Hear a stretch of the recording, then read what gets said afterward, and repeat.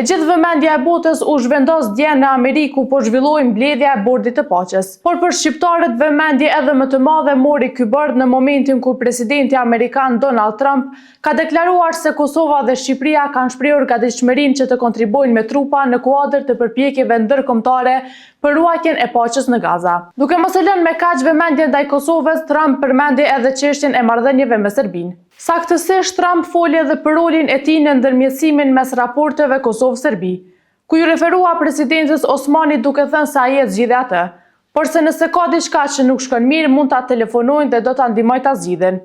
Në këtë bord të paqes e zëshme u bë edhe çështja e gjykatës speciale dhe gjykimi disa vjeçar që po ju bëhet ish kralëve të UÇK-s. Vëmendje të madhe mori edhe fakti se kryeministri i Shqipërisë Edi Rama ju drejtua Trumpit me fjalët: "Për hir të Zotit, zoti president, le të bëjmë diçka përpara se, siç thoni ju, gjërat shumë të këqija mund të ndodhin." Ndërkaq në përmbyllje të mbledhjes, Trump është parë të jetë i afërt me presidentin Osmani dhe kryeministrin shqiptar Rama, me të cilët ndaloi dhe zhvilloi një bisedë disa minutëshe.